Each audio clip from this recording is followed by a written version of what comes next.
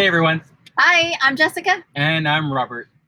And today on Exploring the Local Life, we were going to talk about the 5 books that you should read if you are planning on getting on the road. Yeah. Now, we are here in sunny, rainy Central Florida. Sunny, rainy. Well, it's not sunny now. It's like 8:30. We don't have a great connection. Can you guys let us know if anybody's watching? It doesn't look like anybody's watching. Which is fine. It'll just take a while.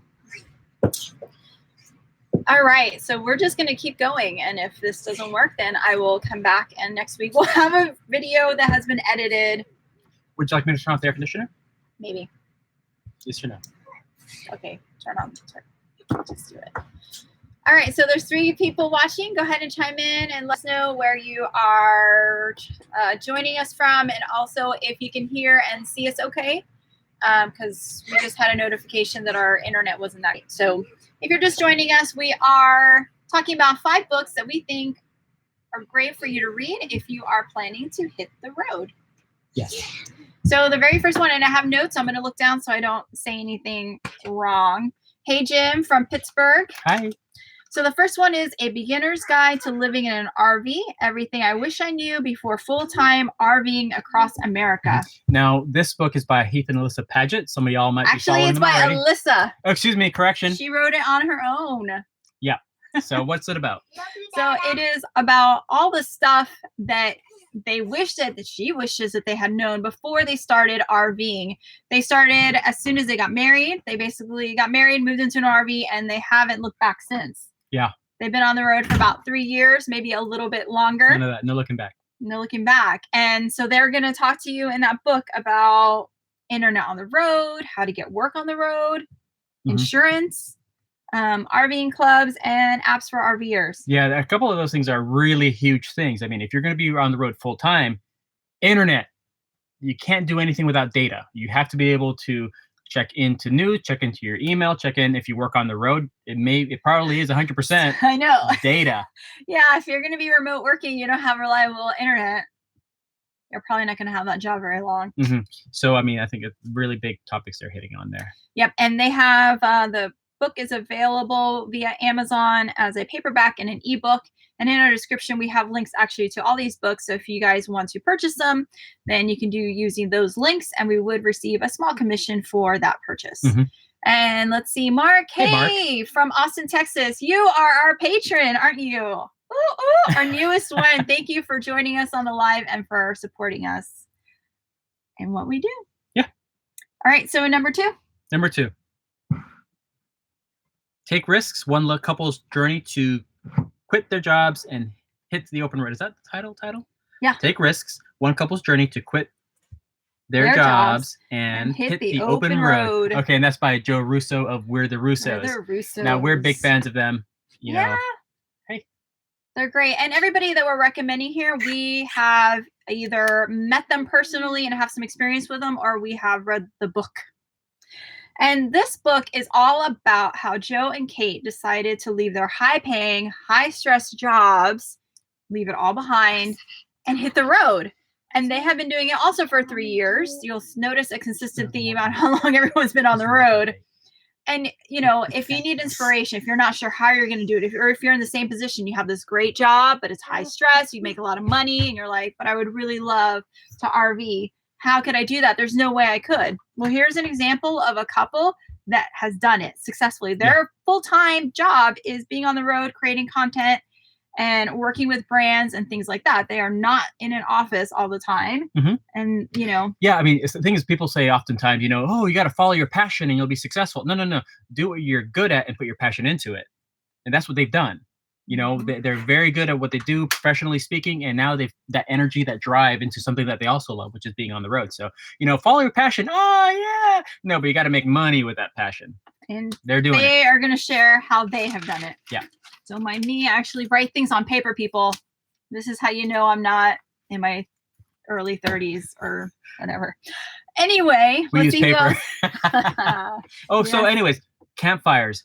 We want to do a campfire. We're in Jessica's parents' driveway. Oh. So starting a campfire is a little iffy around here. Yeah, because we're not at a campground. Not to mention, it's been like raining crazy. Like this afternoon and evening are the only times it hasn't been raining in forever. And it's a forest, so We are. It's a lot of trees around here. Yeah, everywhere you look, it's like It tree, might- tree, tree, tree. it could start a forest fire. We don't know. That's why you have to be responsible when you do a fire. I Yes. said doo-doo.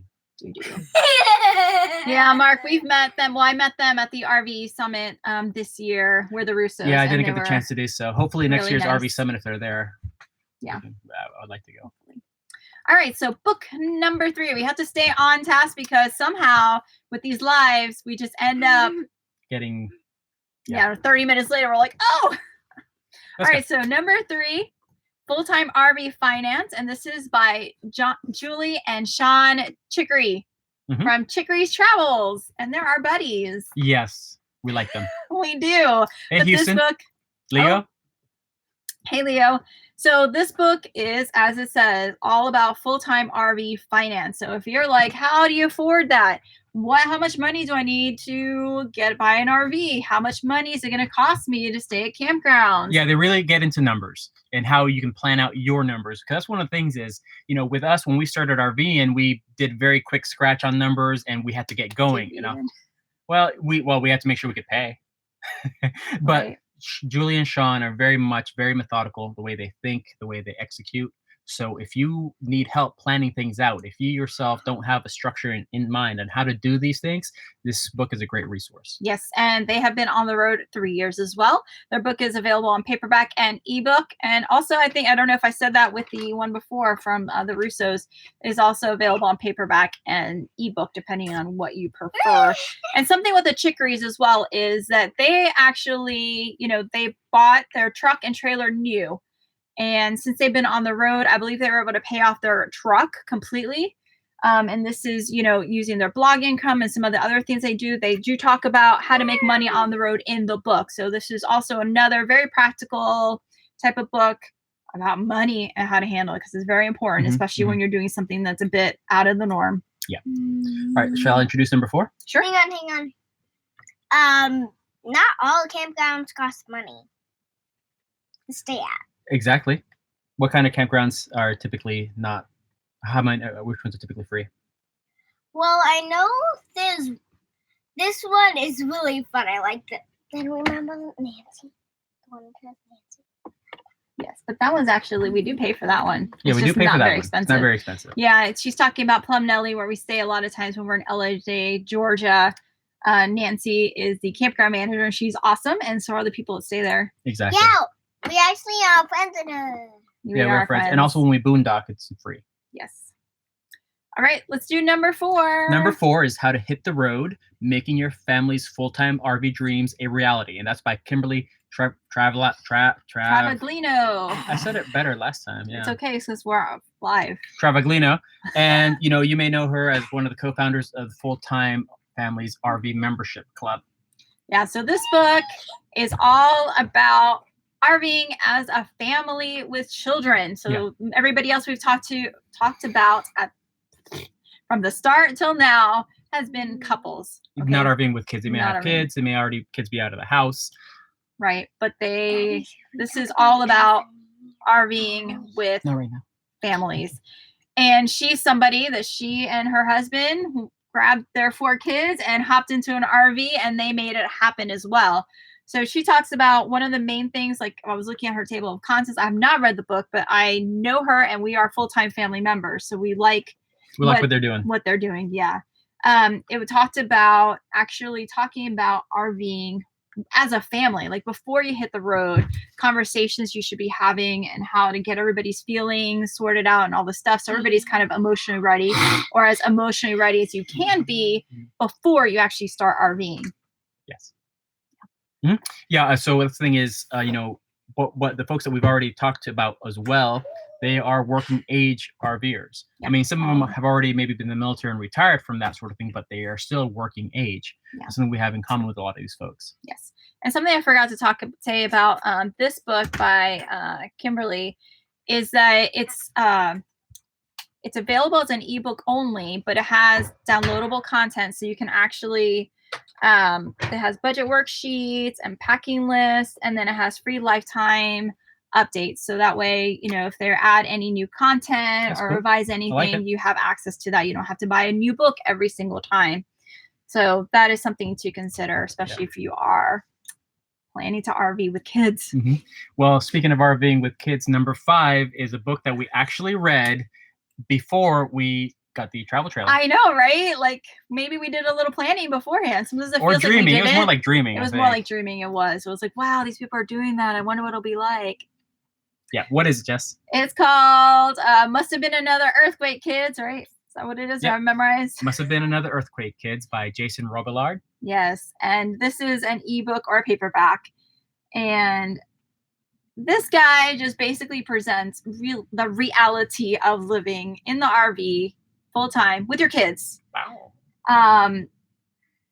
Yeah, I mean, sometimes we also show the reality of RVing with kids, and it's very raw and real, and it's also really funny. But when we read it, we really felt like, okay, we can do this, and it's going to be kind of crazy, and there's going to be stuff that comes up, and you roll with it. Let's just go with it. So that's a book that I think would definitely help RVing families or people that want to become RV families with what to expect. Yes. And you can expect all the problems and accessories and experiences you get in a house. You're going to have those same crazy experiences in a travel trailer, except now you are maybe remote. Now you're in an RV park. You don't know your neighbors. You may have just come in or tried to unpack in the middle of the night in a rainstorm. It's going to get interesting. It is. Let's welcome some other folks that have joined us. Tsukuru Heiwa Oshinto-sa from Rochester, New York. Awesome. Welcome. Welcome. Hey, Mark. Yeah, you were at the meetup in Fredericksburg, Texas. Okay. Oh, cool. Wait, you were there? Uh-oh. Were you at the RVE? Were you at the RVE Entrepreneur Summit? I was there. We didn't meet? Did we meet? I met a lot of people that weekend. I don't know. But anyway, that was all that we wanted to share with you. Those 5 books that you guys can read and find out information and, get better prepared to hit the road. And again, the links are in the description. So you guys can click on there, find out more details, and purchase it from Amazon if you would like. Yeah. Should we do a Q&A real quick? Any questions? If you guys have any questions, put them below and we will answer them. And if nobody has any questions that's on the live, we will, of course, answer anybody's questions that watches the replay. And we thank you guys so much for tuning in. Sorry, I know there was some confusion when I created the thumbnail, the description, all that stuff. I did it a few hours ago and I left it kind of live because I didn't want to redo it, but I didn't want to run out of time. And then we didn't go online for another hour and a half or so. So I apologize for that. Oh, let's see. Mark said that the Russos had a meetup. Okay. Yeah, I wasn't part of that. I just met up with them separately. We had coffee. It was fantastic. Jim is asking, where are we? We are currently in Mount Dora, Florida. Beautiful Mount Dora. We're parked in my parents' driveway. Oh, you see our trees. The house is hey, Mom. It's right there. Yeah. Yeah. The It actually is. what do you have to say about it? What have we seen while we've been here real quick?